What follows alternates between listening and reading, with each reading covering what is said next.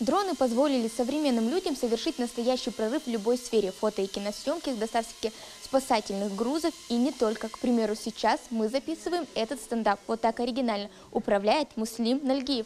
И впереди у него еще много очень интересных идей. Интересных не то слово. Муслим Нальгиев – автор 2 проектов. Такие идеи зародились у него не случайно. У парня есть цель – прыгнуть с парашютом. А как известно, без теории невозможна и практика. А потому начал с дронов. Им высота покоряется проще. Так и родилась идея, благодаря которой у парня появились 2 проекта.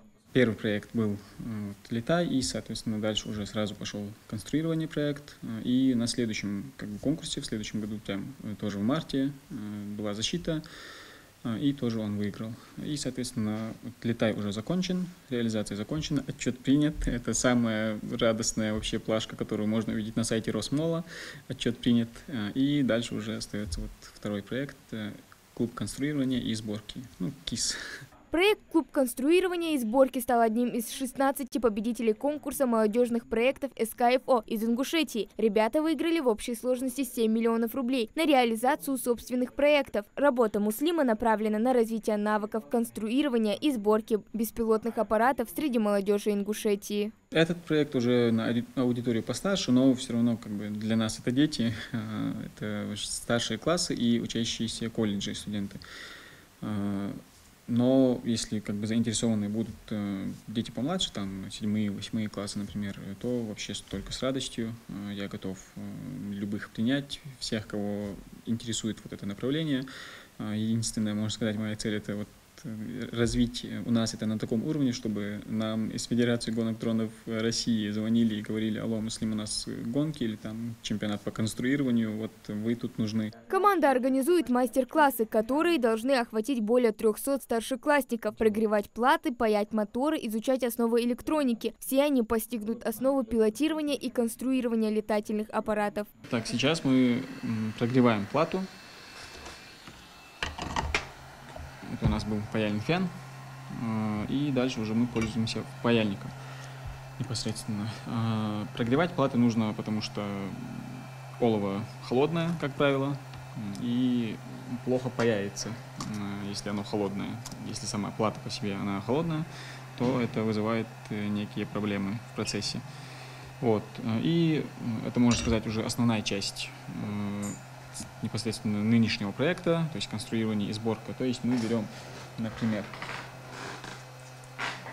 такую раму простенькую, это вообще самая простая, наверное, рамка, и учим детей, как паять моторы, например. Учат, кстати, не сразу. К практике дети переходят только после курса теоретического, на котором рассказывают обо всех подробностях беспилотных аппаратов. И не только. Эта группа, к примеру, только начала обучение. Тут у тебя дрон взлетает, и как только у тебя руки с пульта уходят, он успешно врезается в первое препятствие. Вот как тут. То есть тут у нас полный контроль, но полный контроль дает тебе и полную ответственность за весь процесс полета. Вот, и поэтому, чтобы, опять же, в реальной жизни казусов было меньше, их не избежать в любом случае, но просто, чтобы физику полета дети и любой человек, начинающий пилотировать, освоил. Вот дается симулятор, и часов 30, как минимум, часов 30 надо в нем налетать. На этот раз школьники уже сами приезжают на площадку в Кванториум. Здесь есть все необходимое для успешной реализации проекта. А такие занятия только в радость что автору, что участникам проекта. Первоначально я абсолютно ничего не знала о дронах, просто о их существовании. И Муслим как-то предложил мне, сказал, мол, вот, приезжайте школой к нам в Кванториум, я вам объясню и разъясню, что это за проект.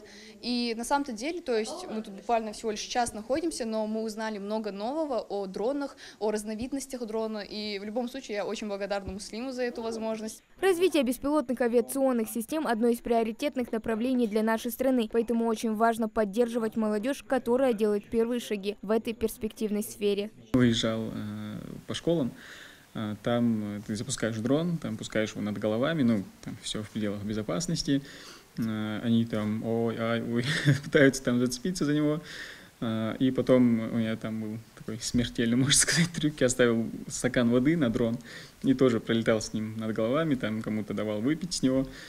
И это вообще дикий восторг вызывало. А когда ты даешь аппаратуру и даешь управлять, это все вообще просто не выпадает. С таким настроем и собирается работать дальше Муслим, вызывать у подрастающего поколения стремление к знаниям, любовь к труду и восторг от того, что делаешь полезное дело. Хава Гагиева, Сулейман Костоев, Магаз 24.